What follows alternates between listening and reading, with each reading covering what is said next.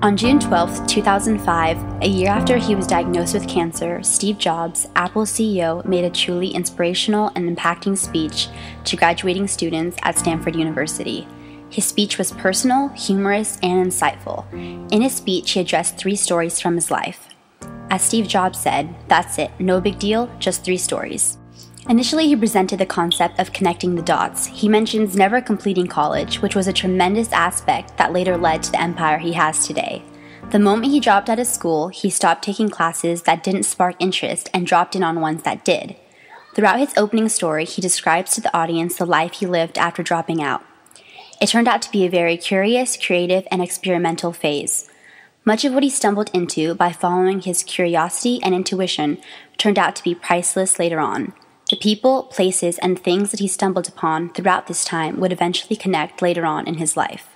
So you have to trust that the dots will somehow connect in your future.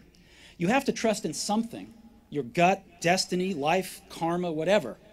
Because believing that the dots will connect down the road will give you the confidence to follow your heart, even when it leads you off the well-worn path. And that will make all the difference. He then goes on to discuss love and loss. Jobs was lucky. He discovered his passion early on in life. At 20, he started Apple in his parents' garage and worked hard for the following 10 years to accumulate a $2 billion company. Shortly after his success and triumph, a trusted business partner turned on him and he was fired from his own company.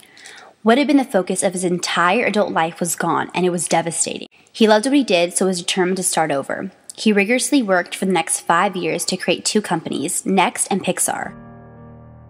Jobs used his devastating experience and struggle to connect with a graduating class.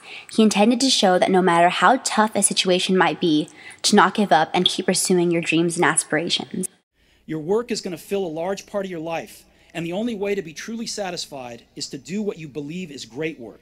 And the only way to do great work is to love what you do. Finally, Steve Jobs addresses the emotional taboo regarding death. He emphasizes to the audience that remembering that he will die is the most important tool he's encountered to help himself make big decisions in life. He states that all external expectations, pride, fear of embarrassment, or failure fall away in the face of death. He addresses his belief on the topic of death to persuade his audience to reevaluate the important things in their life.